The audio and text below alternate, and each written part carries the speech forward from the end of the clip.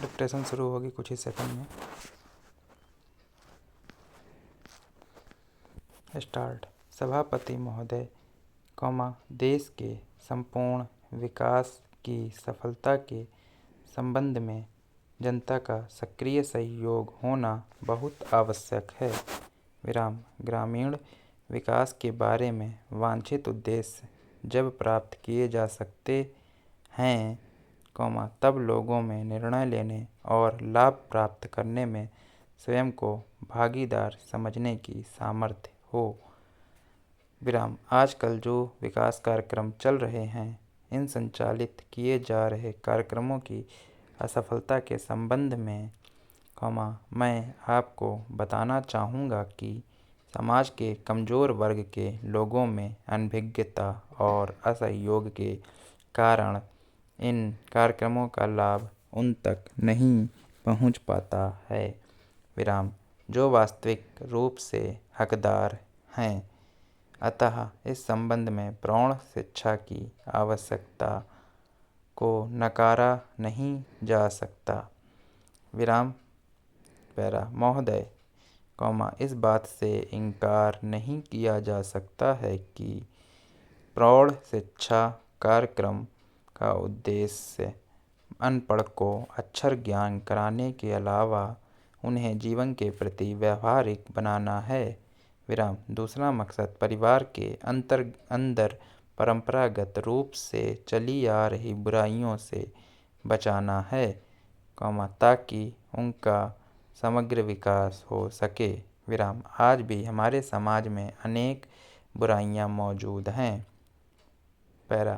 आज भी हमारा समाज बाल विवाह, नशाखोरी, जमाखोरी, कालाबाजारी, मुनाफाखोरी, नफाखोरी, सूदखोरी, रिश्वतखोरी, घूसखोरी, चोर बाजारी, मिलावटखोरी, कर चोरी, दहेज प्रथा आदि से बुरी तरह से जकड़ा हुआ है।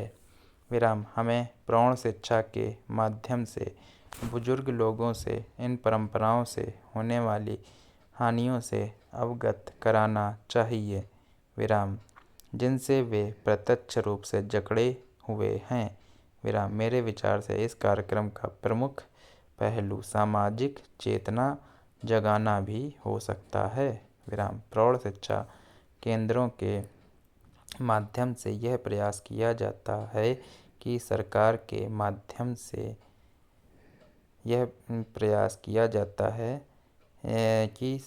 माध्यम से संचालित हो रही गतिविधियों की जानकारी ज़्यादा से ज़्यादा उन तक पहुंच सके।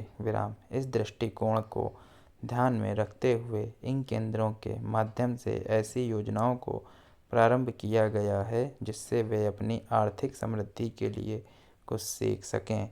इन प्रौढ़ शिक्षा केंद्रों पर उनके लिए प्रशिक्षण कार्यक्रम आयोजित किए जाते हैं, यहाँ पर उन्हें अपने क्षेत्र के आसपास चल रही गतिविधियों के बारे में जानकारी दी जाती है। प्रशिक्षण के अलावा बैंक और सरकारी सहायता के बारे में भी जानकारी दी जाती है।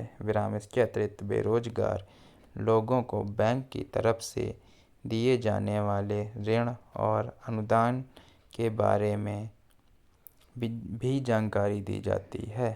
इस प्रकार प्रौढ़ शिक्षा के माध्यम से प्रौढ़ों को साक्षर बनाकर अपने रहन सहन का स्तर ऊंचा उठाने में सक्रिय भाग लेने हेतु उत्साहित किया जाता है। ये कुछ शब्द हैं, कठिन शब्द, इनकी प्रैक्टिस कर लीजिएगा। हकदार या हेक्टेयर, ठीक है। हा और का को बड़ा कर दिया, हेक्टेयर।